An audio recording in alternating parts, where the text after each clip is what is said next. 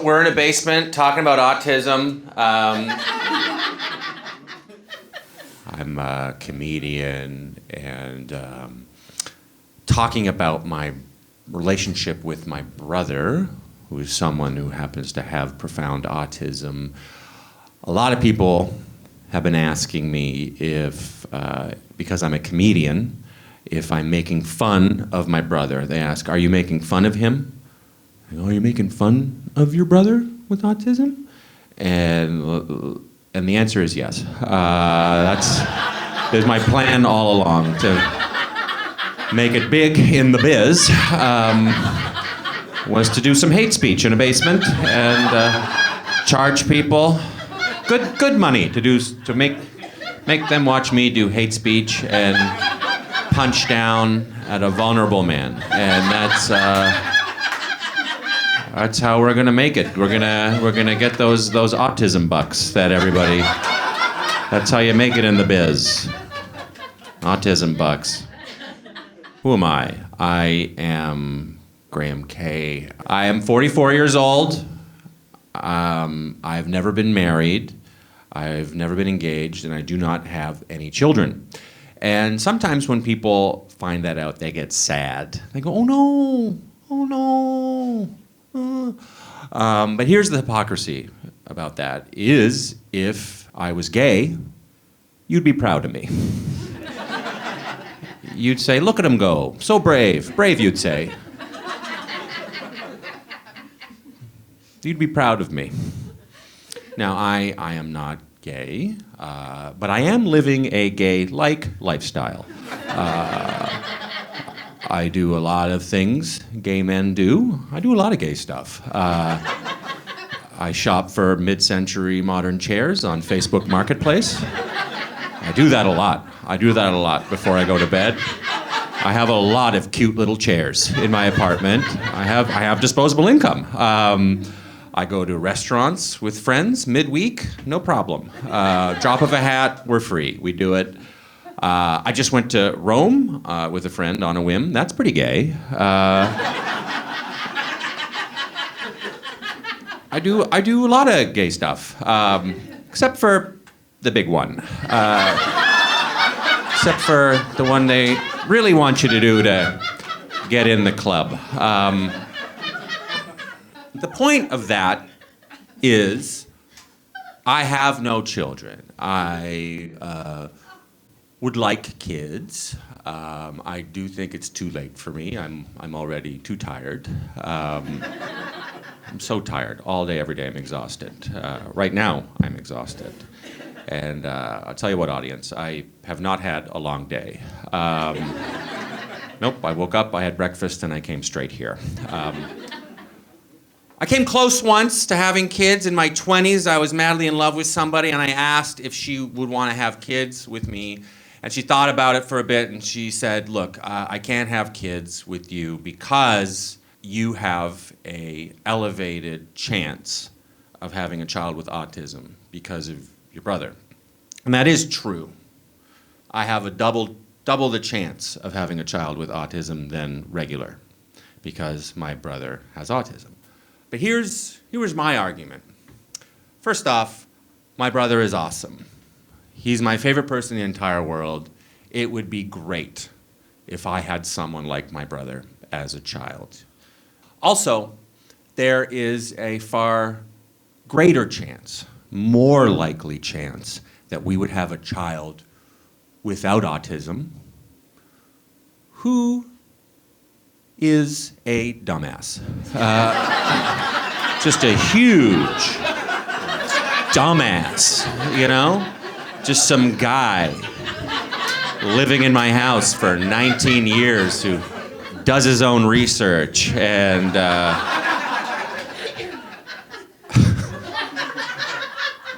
it would be awesome to have a child with autism. It would not be awesome. I would much rather have a child with autism than someone without autism who would grow up to put a spoiler on a Honda.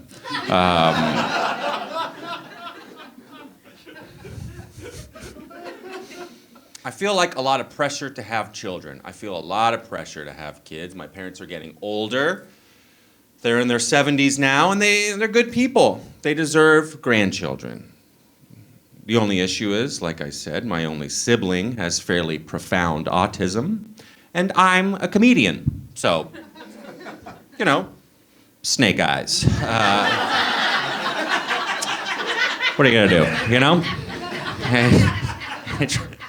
It's crazy to think about that stuff. Like, my genetic code goes all the way back to caveman times, or Adam and Eve. The joke still works either way, whatever you want. And my point being, my ancestors kept having children no matter the obstacles. Saber-toothed tigers kept having children. Ice ages, they kept having children. Famines, wars. My grandfather survived getting caught hiding Jewish people in Prague, Czechoslovakia during the war. Yeah, thanks. Yeah, well, no. Before you get too excited, you should know that it was the Gulf War. He was a bad man. Very bad. No. Stinky. Yes. He was later found to be criminally insane. Yes. It's a great shame upon my family. No, that joke is half true. He did hide Jewish people, but in World War II, it was the early 40s. The Germans had taken over Czechoslovakia, and my grandfather was partner in a law firm with his best friend who happened to be Jewish. They used to work together across a big oak desk. And then one day, the SS kicked down the door, grabbed my grandfather's best friend, and dragged him out. And then as he was being dragged out, he turned to my grandfather and he said, Latzi, my grandfather's name was Ladislas. He said, Latzi, I don't know where they're taking me, but please take care of my family. What can my grandfather do? He loved the family. They were like his family. So he got them an apartment under a fake name, and then eventually forged documents to get them east into Russia, where there were no Nazis. Other families found out, he helped them, and then eventually the net got too big and he got caught himself. One day he was lying in bed with my grandmother at night. The SS kicked down the door of their apartment in Prague, grabbed my grandfather out, and my grandmother waited. Okay, she grabbed all of her jewelry and silverware, and then she went and found him. She went to every jail cell in Prague, Czechoslovakia, until she finally found him, and she was able to bribe the guards. And then she freed my grandfather. They went underground. They fled to the south of France. After the war, my mother was born there. Then they sold a Picasso ceramic bowl for a boat ride to Canada. And then they were janitors in the new country when they were lawyers in the old country. And they put my mother through university, and she graduated and rose through the ranks of the Canadian Post Office until she was one step below vice president before she retired. And it all ends here tonight in a basement. So...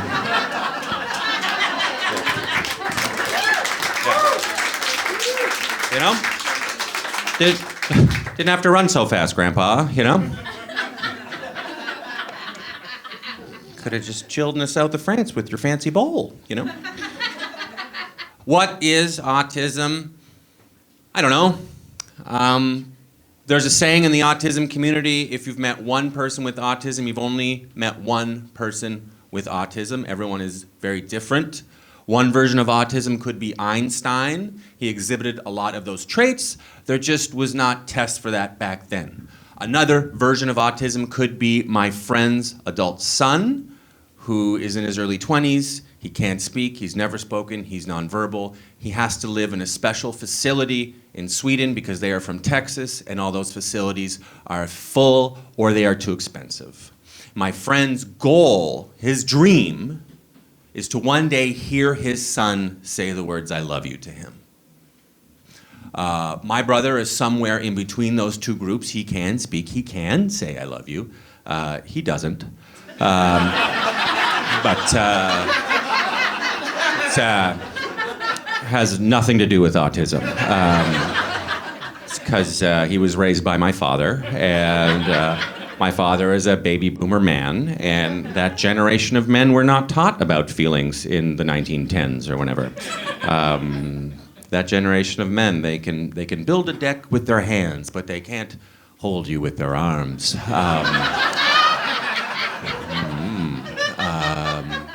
He never said "I love you" to either of us our entire lives. I didn't even know dads could say it. I thought it was a special mom thing to say.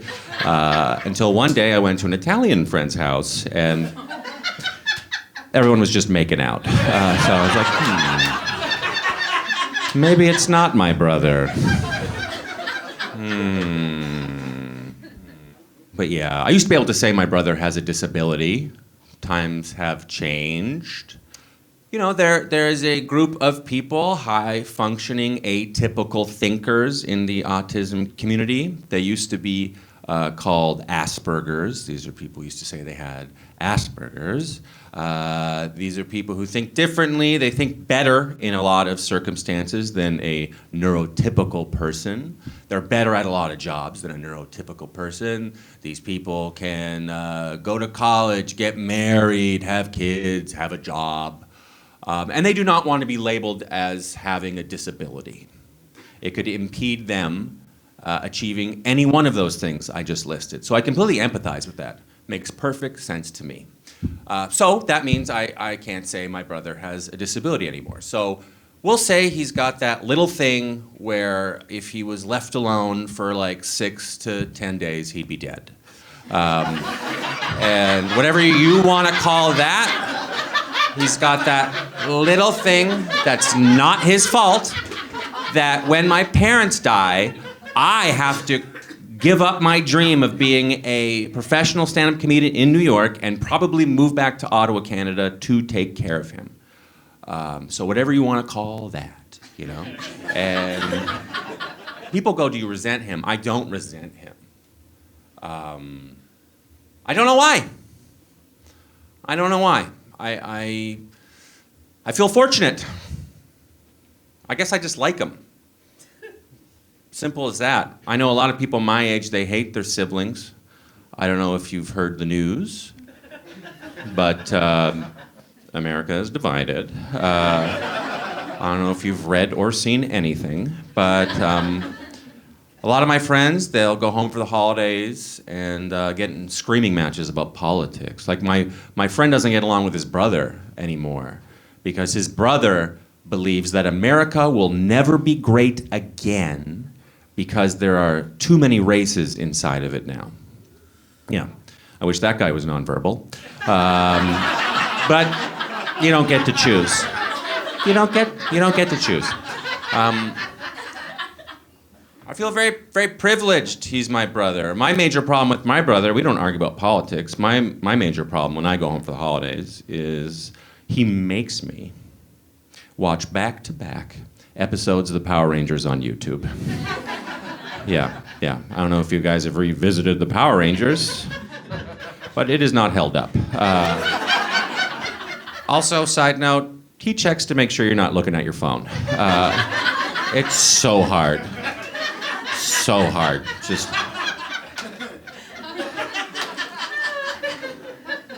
It's actually pretty politically incorrect upon review.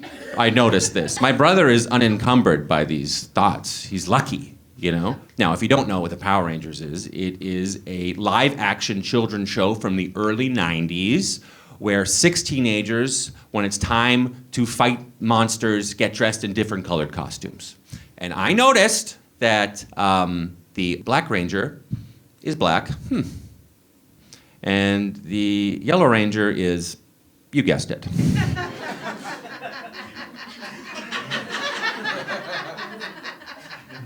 Yikes. It's like the casting director was like, there are 2 more costumes left.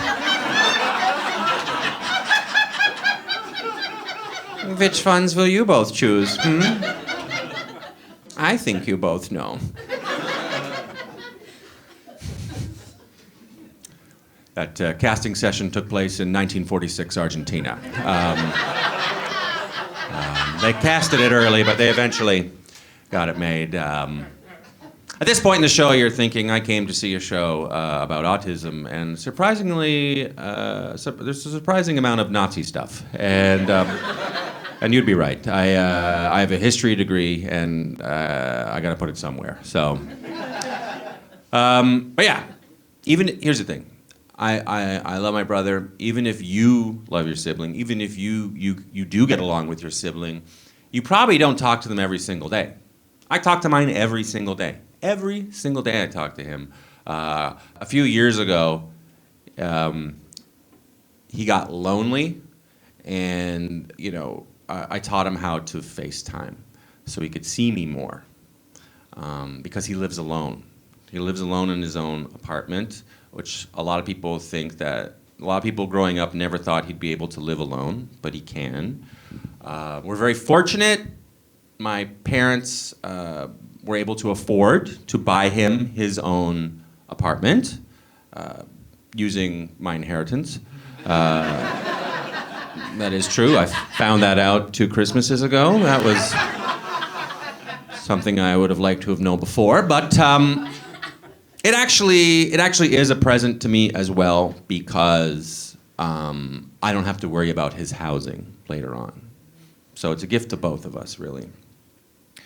People ask about my brother. They go, "Oh, he has autism.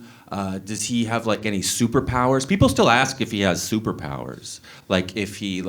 People still think it's like Rain Man, where you can drop a bunch of matches, and then he'll be 87 matches. He can just count really quickly. He's like a math genius or something.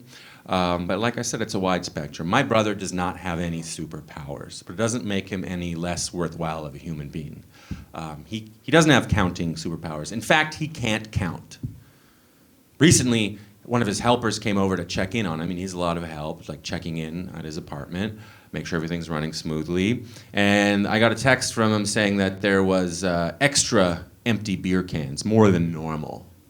So I called my brother up to ask him about it. Now, we still get annoyed at each other, just like regular brothers, And I asked him, and I was like, buddy, how many beers did you have last night? How many beers did you have? And he was like, Graham, you idiot.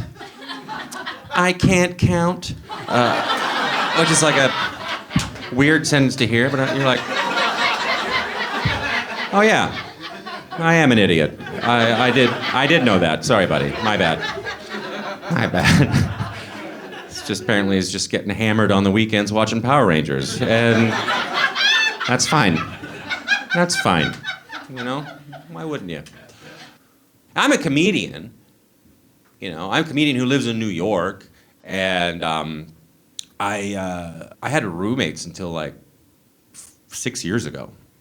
And my brother, I'd be on the phone with him, and he'd hear my roommates in the background. And my brother thinks that he pays his rent by himself. He doesn't understand money. So he hears my roommates in the background. He's like, Graham, why do you have roommates? You should live in your own downtown 1-bedroom apartment like me. Why don't you? I'm like, buddy, I can't live in my own downtown 1-bedroom apartment with pool access because I know how to count. Yeah, I can count all my roommates. 1, 2, 3, 4. I can also count all the bathrooms we share. 1. So, but he got lonely, and so I taught him how to FaceTime. And I'm a comedian. I'm sleeping in too much. I was sleeping in way too late, so I figured I'd kill 2 birds with 1 stone. So every morning, still to this day, my brother FaceTimes me, same time every morning. He's good at telling time. He wakes me up every morning, and we FaceTime, and we pretend that we are Bert and Ernie from Sesame Street. Yes. Yeah. I thought it was adorable, too, for the first month. But it's been going on for 5 years now, and I am in hell. If I'm gonna be honest with you guys, it's tough. Every morning, no matter what I did the night before, I like to drink. I'll wake up out of a dead sleep, and the first thing I'll see is a man in his early 40s just shouting at me in Ernie's voice, going, "Come on, Bert! Wake up, Bert!" I'm like, "Buddy, I can't today." He's like, "Talk like Bert!" I'm like, "Ernie! I can't today!" Why not, Bert? Well, Ernie, old Bert had 11 vodka sodas last night because he was trying to be healthy.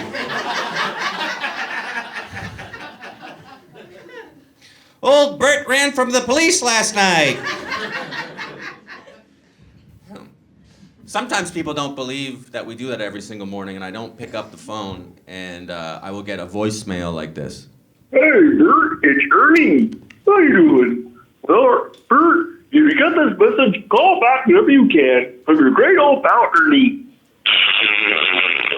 Bye-bye. Yeah, rules. He got lonely because he lost his job, because the pandemic was happening. His job is very important for his mental health. It gives him a sense of purpose, gets him social interaction. It gives him social interaction a few times a week. He goes into a pub, he helps them open up before they open, he sets up chairs and some wipes down tables and stuff. I honestly don't know how much he's helping them, to be truthful about that. I think the main reason why he goes is so he can gossip. Loves some hot goss. The main thing he likes to do is complain about his arch nemesis from 2008, Brian Moore. If you work at the Heart and Crown pub in Ottawa, you're going to hear a lot about Brian Moore. If you go there today and you sit at the bar and you ask the bartender, you say, hey, tell me about Brian Moore. They're going to be like, let me tell you about Brian Moore. Brian Moore kept a very messy room. He smoked cigarettes, and worst of all, he never gave Peter back his Jumanji DVD. You're gonna hear about that every day you work, if you work at the Heart and Crown, and every day of your life until you quit. You're gonna hear about Brian Moore. He can have a job because he can ride the bus. And he can ride the bus, and he can have a job, and he can live on his own because my parents are very good with him. He is very lucky to have my parents. My parents are excellent stewards for him. They're very patient. They're very good at something called the loving push, which is a term in the autism community, which means you just sort of, you sort of gently push them. A lot of people, like my brother, they do not want to change the routine. It can be stressful, it can be painful, it can be exhausting. It takes a long time for people like my brother to learn how to do something. And then you're gonna switch up that order. It can be stressful. So it might take 2 weeks, might take a couple hours to convince him. It might take 4 years to convince him to get a job. But you keep trying, you keep bribing him with beers and steaks. You just keep hammering it, He's a man. He likes a lot of things, though, that a 7 or 8 or an 8-year-old would like. Around that, he likes cartoons. He loves toys, loves Spider-Man. He's obsessed with Spider-Man. Loves that his name is Peter, like Peter Parker. He does this in a lot of pictures. That's the Spider-Man thing where you squeeze this and he shoots. Spider-Man shoots out his webs, so Peter lets you know in every picture that he's like Spider-Man. Somebody at the show was very kind, and they waited for me outside, and they were like, I want to let you know that in American Sign Language, this means love. You should tell your brother. I was like, okay. So I was like, all right, I'll do it. So I told my brother, I go, Peter, do you know that, this in American Sign Language, it means love? And my brother was like, I don't care. So he literally was like, I don't care. Okay. Because saying this is love diminishes that this is cool. This is already the best. So don't mess it up. Don't change it. It's the best. Which I get, you know. But he likes a lot of things a child of 7, 8, or 9 would like. But he is a man. 7, 8, or 9. He likes toys, cartoons, Spider-Man, but also large woman's breasts. Loves bigger the better breasts. In fact, he might like that a little more than the toys. When he was in his late teens, coming into his own, we went on a family trip to Florida, and we went to Miami Beach, you know, my dad had to buy, long story short, my dad had to buy my brother giant sunglasses, so he was not arrested.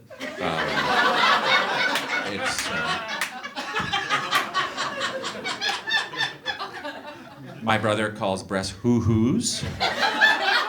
And we were just not prepared culturally as a Canadian family for the quantity and I'm going to say quality of Miami hoo-hoos. Far superior than a Canadian lake. I'll say that right now. Right now, I feel confident in saying that. You know, my dad's very patient with my brother, and he was like, buddy, you can't stare at women's hoo-hoos. You're a big man now. They don't know that you're someone with autism, and you're gonna make them very scared, okay? And my brother's a very good person. He's like, oh no, I don't wanna hurt anybody. My dad was like, great.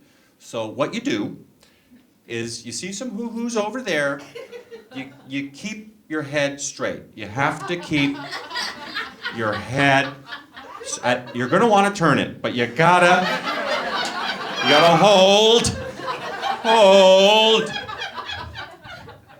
Now this is where my dad went wrong. He was like, now, if you have to look, you can do a quick little side eye.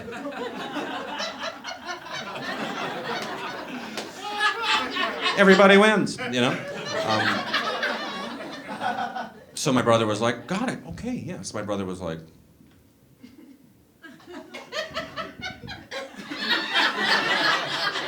hoo-hoos! And so we were like, we better get him some big sunglasses. That'll be fun. But my brother is a good person, and he has matured. He's a lot better at that now. He's been working at it, and he's a lot better. To his credit, better than a lot of men, I know.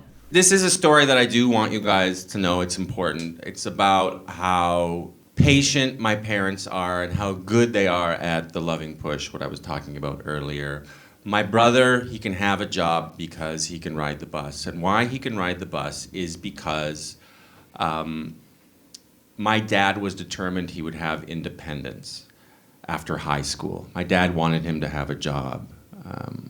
And so my dad decided that he would teach my brother to ride the bus. So during his last semester of high school, my dad would wait outside the city bus stop, outside the high school, in his van, and then he would wait for all the kids, including my brother, to pile onto the city bus.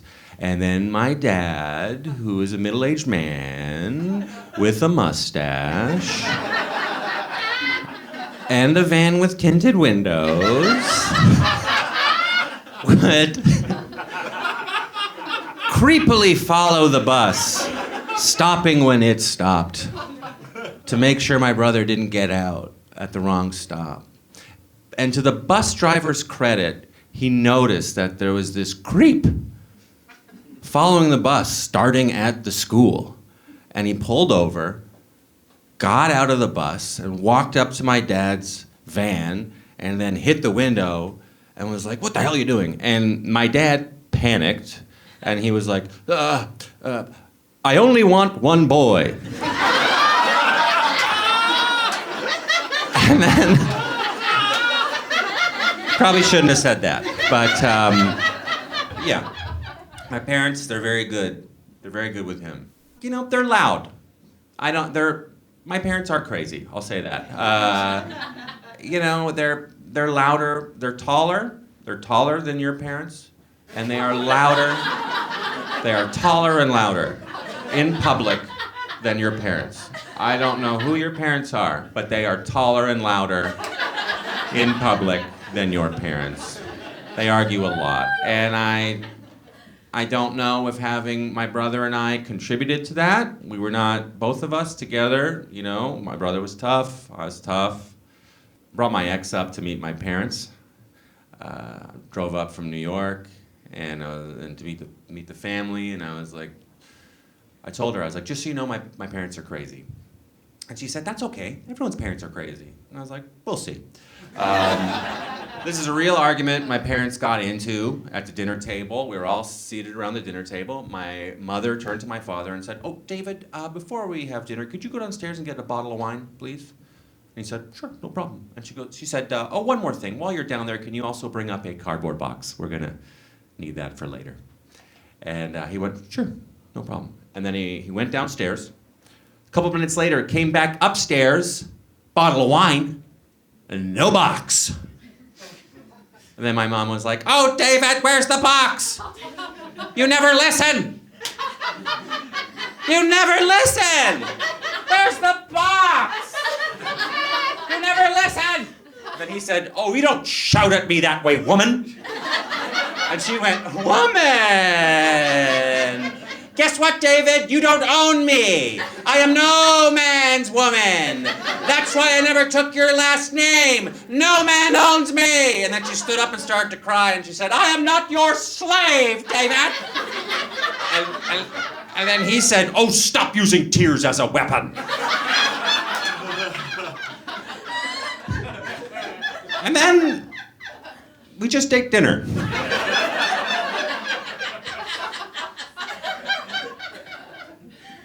Within 1 minute, they were both like, delicious. Oh, the rotisserie chicken from Costco was excellent tonight. Succulent. Great value. Great. We used to get kicked out of restaurants. We wouldn't even make it past appetizers. When I was like a teenager, we'd walk into a restaurant, I'd be about 16, my brother would be about 13, you know, we're all giant, everyone, you know, my brother looks like he's 20, he's got a mustache. We'd walk in the restaurant, my parents would already be starting at each other. My mom would be like, David, my knee, you should have parked closer, my knee, you know about my knee. And then he'd be like, oh, Constance, we can't park closer. That spot you suggested is labeled compact. We do not own a compact vehicle. And she'd be like, oh, you're a coward, David.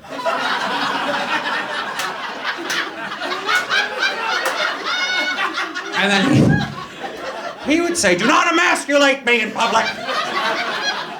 And then my brother would just be spinning in the corner, just walking up to people's tables, just eating their bread, just making direct eye contact. No one knows he has autism. Looks like he's 20. For longer than this. How you feel right now, it's like weird, right? That's how I felt my entire life.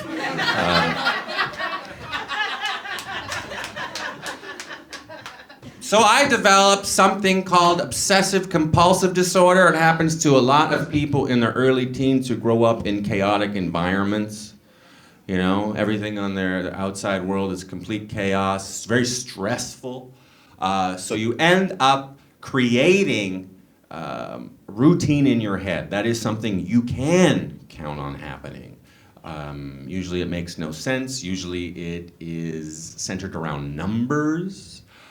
I wanted to be a professional athlete. I wanted to be big and strong. And so I was trying to manifest that. So every time I walked through a doorway, I got in my head that I would do this. I would think of Michael Jordan. And every time I sat down in a chair, I would think of Michael Jordan, because you're entering a new space. And then if I thought of,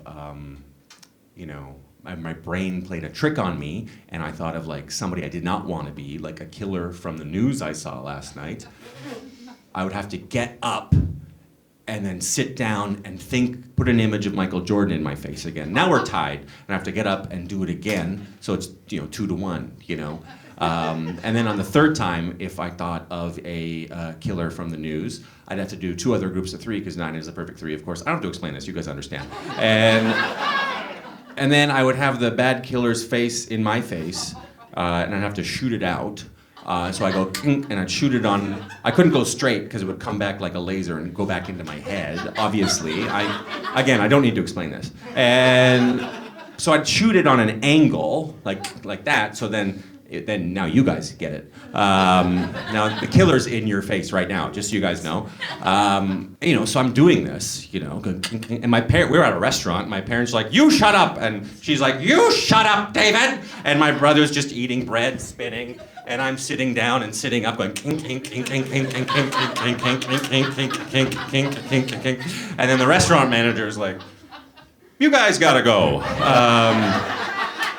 We don't like any of this. Yeah, we've decided we'll make more money tonight if you do not give us money." Yeah, it's not so much the furious middle-aged couple or the man eating everyone's bread, making eye contact. No, the worst part is the twitchy boy. We don't like it, and please make him leave. I was doing it at school. I'd be in like homeroom, like going kink, kink, like, why won't anyone sleep with me? Kink, kink, And so my guidance counselor told my parents during parent-teacher interviews that I was probably on drugs. He was like, Graham's been acting really strangely. And my parents were like, yeah, we noticed that too. So I came home from school one day, and there was an intervention.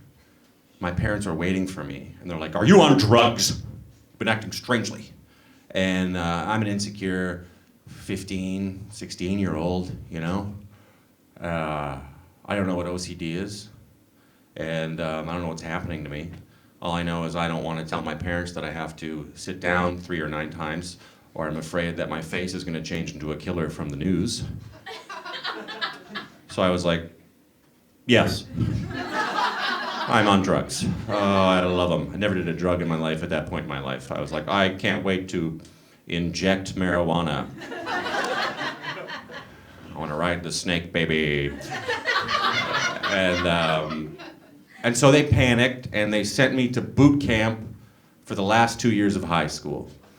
I spent the last 2 years of high school a 4-hour plane ride away from the city I grew up in. I grew up in Ottawa, downtown. It is the capital of Canada. It's about 1 million people. My high school was 2,000 people, very multicultural. And then I got flown away to a town of 300 in a place called Saskatchewan. Now, if you don't know what Saskatchewan is, what you're picturing right now is right.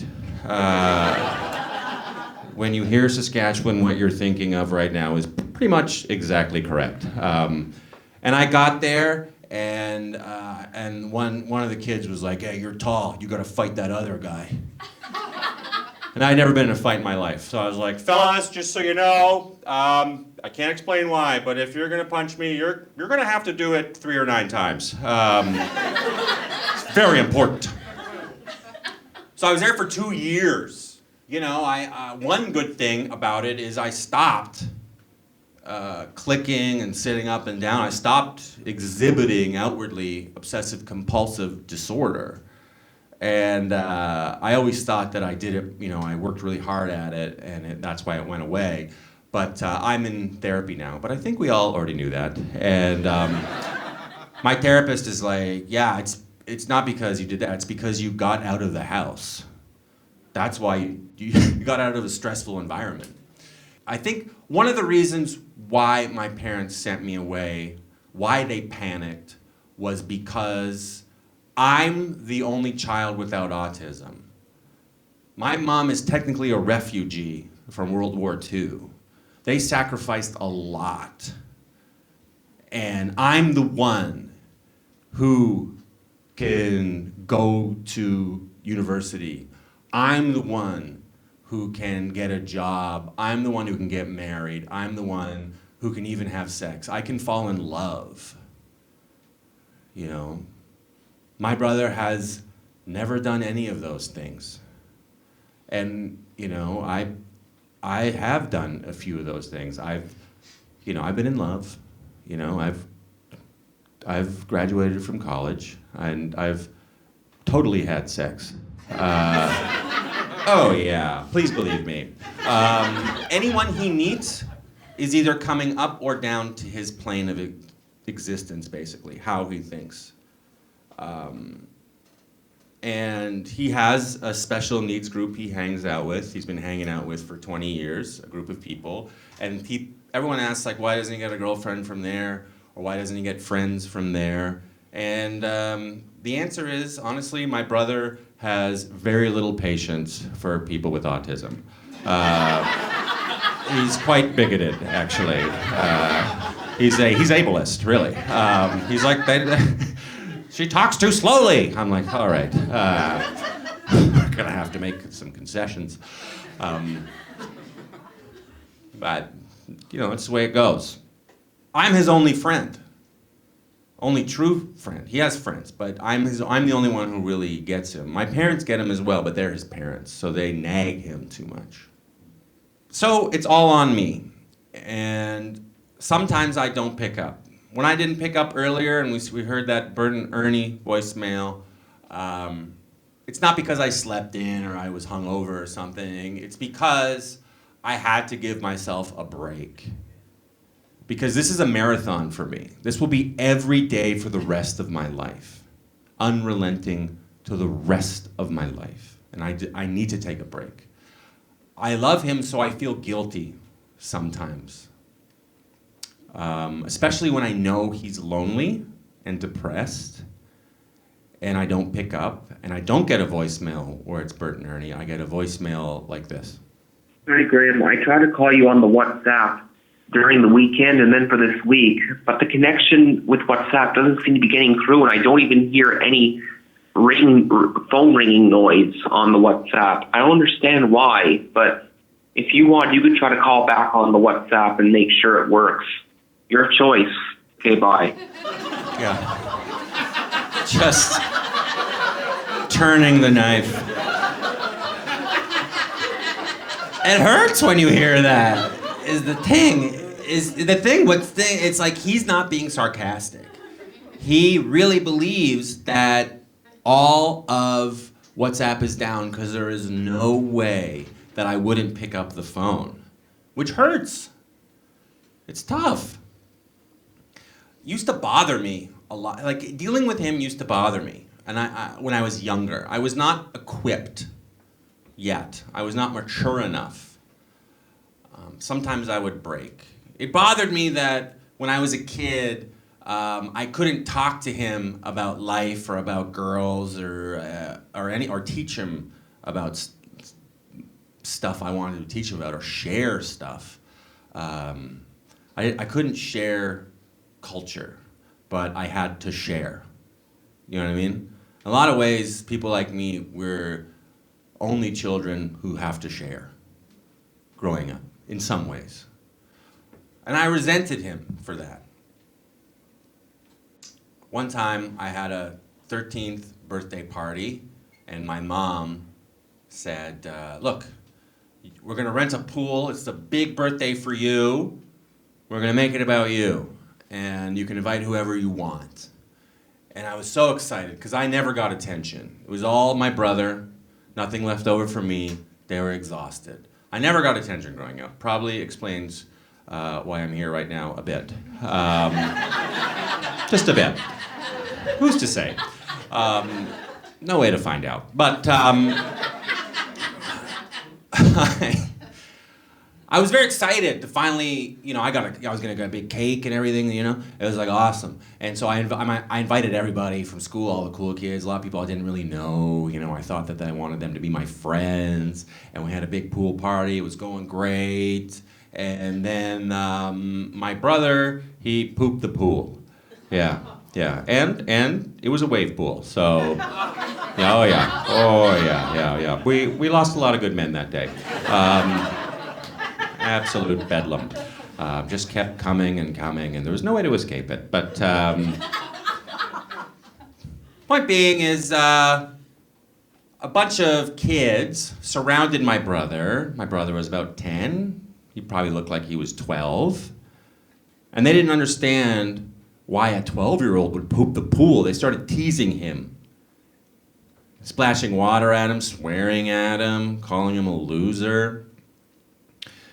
Now, I said earlier my brother likes a lot of things like a 7, 8, or 9-year-old would like. Well, back then, he liked a lot of things a 2 or a 3-year-old would like. And he did not understand what was going on. He was petrified. He was so scared. And he looked at me and he didn't know why I wasn't helping him. I just let it happen. Because I was angry. But then these 2 guys showed up, and I didn't really know them. I invited them. But they got in between those people and Peter. They realized what was happening. They had empathy. And they guided my brother to the shallow end out of the pool, and then they cleaned the poop off his little legs. That's what I should have been doing. They're still friends today. Mike and Andrew and Peter. I'll get calls from Peter being like, Mike and Andrew just took me to Boston Pizza. It's a terrible restaurant. It's a Canadian chain of Italian restaurants named after a predominantly Irish-American city. No one knows why, but it's there. Peter loves it. He thinks it's fine cuisine. He'll make Mike and Andrew leave their families and drive out to Boston Pizza. And they'll do it because they're good people. Maybe my brother does have a superpower. People like him teach society who the jerks are. They teach society, more importantly, who the helpers are. Mike and Andrew are still some of my best friends today, and I would not know them without my brother. Yeah, sometimes I don't pick up the phone. My brother, he doesn't fit in society. And as I got older, I realized that that's okay. And I kind of grew to like it. I did. We gave him a fish tank to take care of, my parents and I. And look, it's not my brother's fault. Fish tank is way more involved than we thought. There's filters, there's water pumps, and long story short, my brother owns a swamp. Owns a 24-gallon green swamp in his living room. And he puts the little fish in there, and they're like, what the hell? And then they die. Most of them immediately, I assume. And usually, one will last about 2 weeks, and he'll be like, you made me eat my wife, and then he dies. You know. And then my brother he'll be like, all right, and my brother will walk back to the pet store every 2 weeks, so much so that he's a regular, and they know why he's there, and I love that if you really think about it, every 2 weeks these pet store employees, these professional animal lovers, are forced to choose who dies.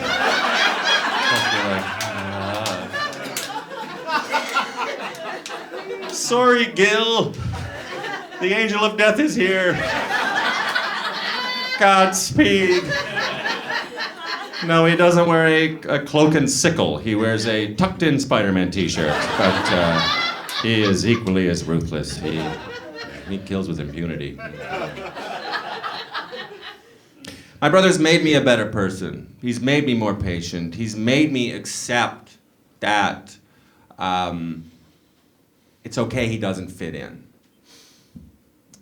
He's single-handedly kept me young. I get to play every single day. Every single day I get to play. Not just Bert and Ernie, but also we are single-handedly keeping alive, him and I, the memory of a canceled Canadian cartoon from 1990 called Cops. Now, it's not like your American cops. We're doing our own thing up there. And it's called Cops Fighting Crime in the Future Time, okay? It was canceled after about 7 episodes. My brother does not know.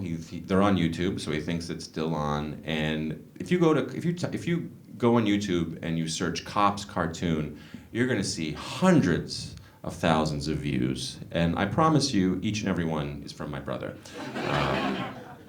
We pretend that he is Uncle Big Boss. Uncle Big Boss, who is the main bad guy, the leader of the bad guys in that town. And I am Berserko, Uncle Big Boss's nitwit nephew. He just can't get anything right, and he keeps getting caught by the cops. And it pisses off Uncle Big Boss. So sometimes I get a voicemail from my brother, and he's in a good mood, and it sounds like this. Hello, Berserko, it's Big Boss. Hello, Uncle Big Boss. How are you doing? I'm doing fine, nephew. He's doing both parts. Now that I have your attention, go capture me a cop. A cop? A cop? Which one? I don't care which one. Just do it. Right, Big Boss. Hi, Graham. It's just Peter. How are you doing? Well, if you get this message, you can call back whenever you can, or you can't call back on the WhatsApp. We'll see. But if not, I can call you back tomorrow. I love that he's like, by the way, it's Peter. Just in case you felt like you had to call the FBI. Everything's fine. He does a lot of impressions. He's very talented, as you could hear. One impression, though, I wish he would not do is Apu from The Simpsons. Yeah. Simpsons have been on the air for 30 years. And Apu is an Indian character voiced by a white voice actor. And in that 30 years, society changed. And we were like, maybe that shouldn't happen anymore. And my brother loves doing Apu. And, I've tried to explain to him several times. I'm like, buddy, we can't do that one anymore. It's politically incorrect. Someone's going to overhear you in public, and they're going to feel like you're making fun of them. You're going to make them feel like they don't even belong in their own country. And then my brother is like, okay, we should just do it a little bit then. Just a little. Just sometimes we should do it. When we need to, when we have to do it, we'll do it. Only when we have to do it. I'm like, we can't do it at all. He's like, but we have to sometimes.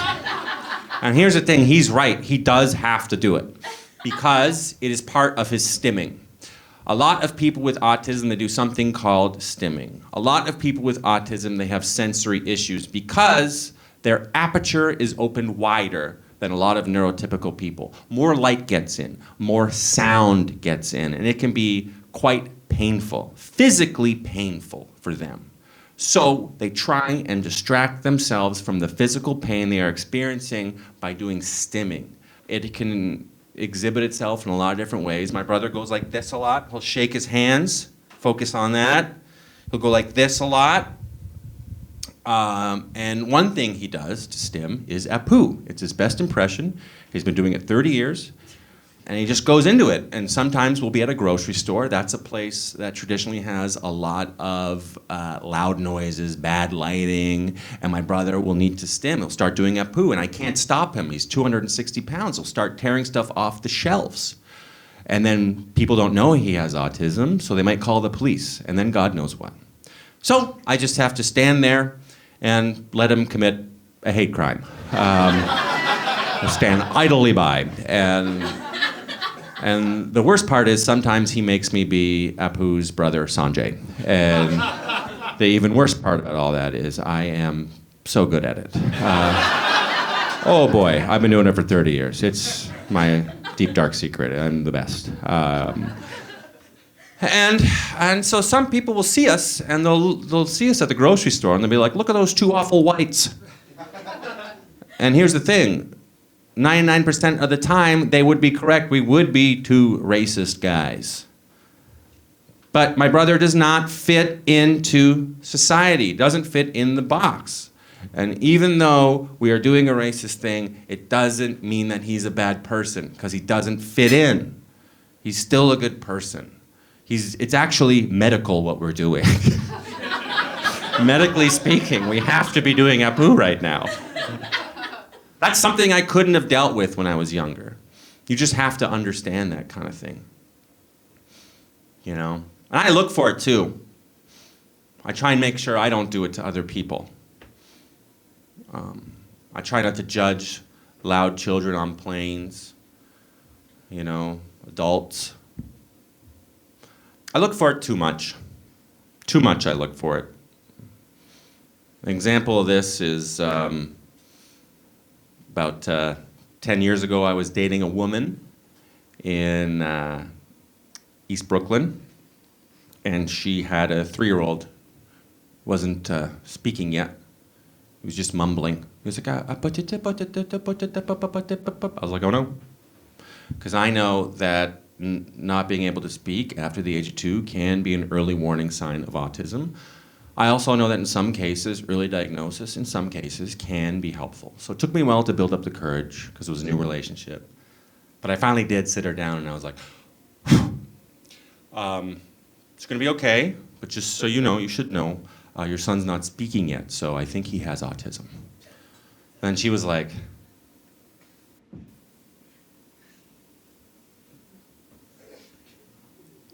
he's speaking Spanish, you idiot. I was like, whoopsie daisy, yikes. A little rusty on the old Spanish. Turns out he was bilingual, he was quite bright. It's two verbals, if you're counting. And I have one, so he wins. Yeah. Turns out he was like, Mama, ¿dónde está mi papá? Yo quiero mi papá. I was like, boy's got autism. I should tell her that her son has autism. That will surely help things.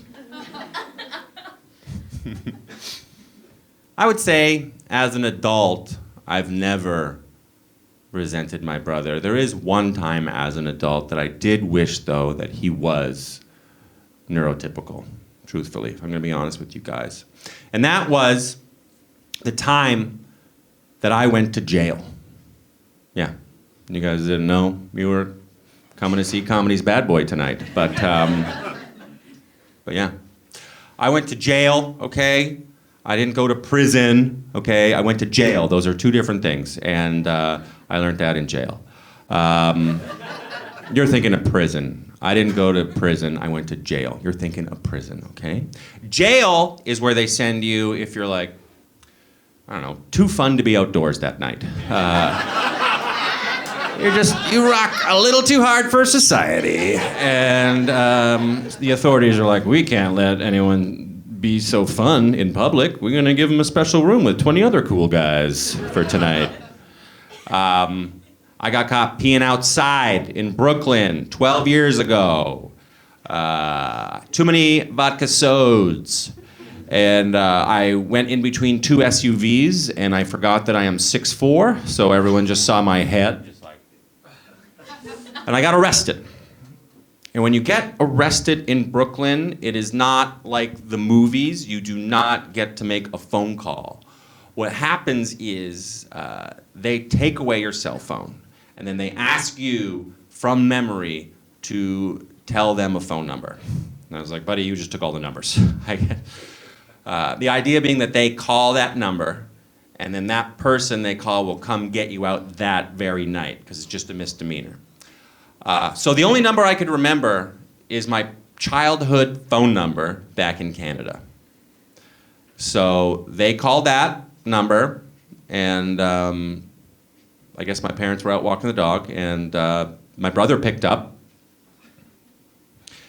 And they were like, this is Central Booking, New York City Police Department.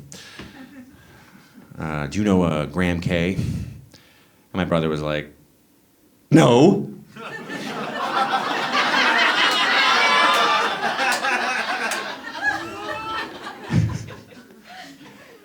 I'm Uncle Big Boss.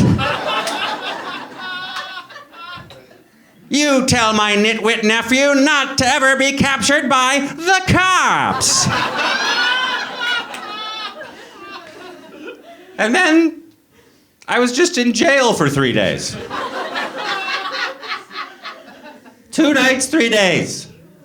And I know my brother said that because when I got out, when society deemed it safe for me to be back on the streets, there are voicemails from my brother. One of which was like, hey Bert, Ernie here.